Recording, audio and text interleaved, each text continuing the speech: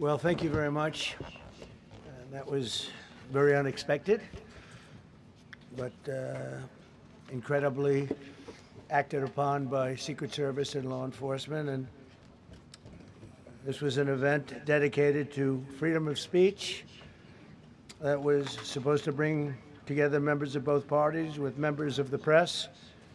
And in a certain way it did, because the fact that they just unified, I saw a room that was just totally unified. It was in one way very beautiful, a very beautiful thing to see. A man charged a security checkpoint armed with multiple weapons, and he was taken down by some very brave members of Secret Service, and they acted very quickly and have just released, for purposes of transparency, clarity, I've ordered it to be put out. You probably have it by now, put out on Truth and put out on many of the platforms.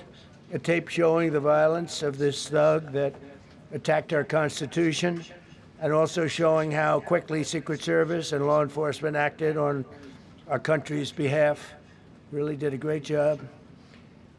One officer was shot, but saved by the fact that he was wearing obviously a very good bulletproof vest. He was shot from very close distance with a very powerful gun, and the vest did the job.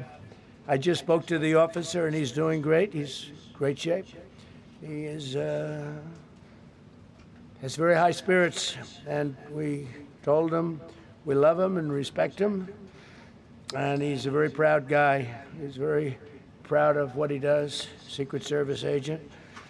And we looked at all of the conditions that took place tonight, and I will say, you know, it's not a particularly secure building, and I didn't want to say this, but this is why we have to have all of the attributes of what we're planning at the White House. It's actually a larger room, and it's much more secure. It's drone-proof, it's bulletproof glass. We need the ballroom. That's why Secret Service, that's why the military are demanding it. They've wanted the ballroom for 150 years for lots of different reasons, but today's a little bit different, because today we need levels of security that probably nobody's ever seen before. But everyone owes a tremendous debt of gratitude to the courage of law enforcement, the law enforcement, and working with the D.C. police, and we just spoke with the mayor. And when we're finished, the police chief is going to take over and discuss it also from their viewpoint. But they also performed exactly as they were supposed to, and you see the attacker in different positions, but you also see the attacker totally subdued and under control.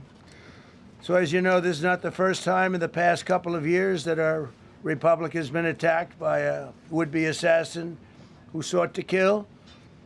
In Butler, Pennsylvania, less than 2 years ago, you all know that story, and in Palm Beach, Florida, a few months after that, we came close. We really had, again, we had some great work done by law enforcement. But in light of this evening's events, I ask that all Americans recommit with their hearts in resolving our difference peacefully. We have to resolve our differences. I will say, you had Republicans, Democrats, independents, conservatives, liberals, and progressives.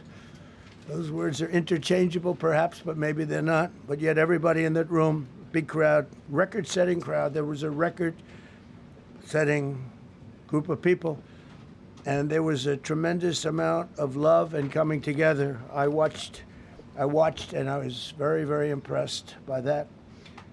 But we were, First Lady and I were taken very well care of, very quickly rushed off the stage.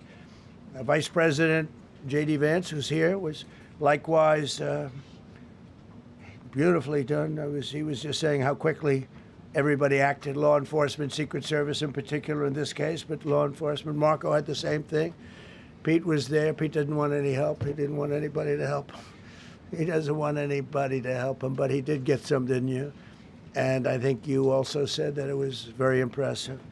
So with that, I'd like to ask Todd Blanche to come up, say a few words, and tell you it's already underway. The man has been captured.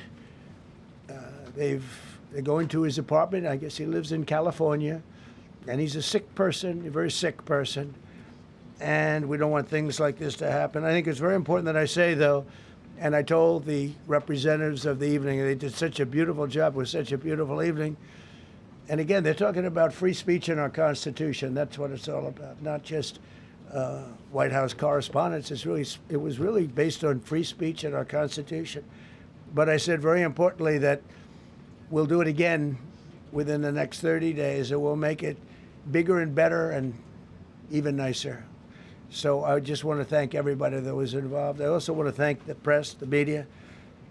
You've been very responsible in your coverage. I will say I've been seeing what's been out. You've been very responsible.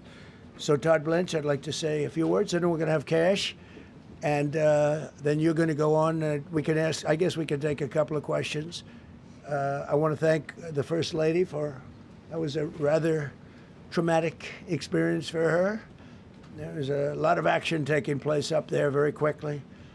But again, the response time was really incredible. And we're going to reschedule. We're going to do it again. We're not going to let anybody take over our society. We're not going to cancel things out because we can't do that. We wanted to stay tonight. I will tell you, I fought like hell to stay. But it was protocol. They said, please, sir, because they didn't know there was a lot of action going on, and they didn't know could there be probably a lone shooter, but we'll find out. We'll find out very quickly. They have it very well under control. So I want to thank everybody very much. And Todd Blanche, please.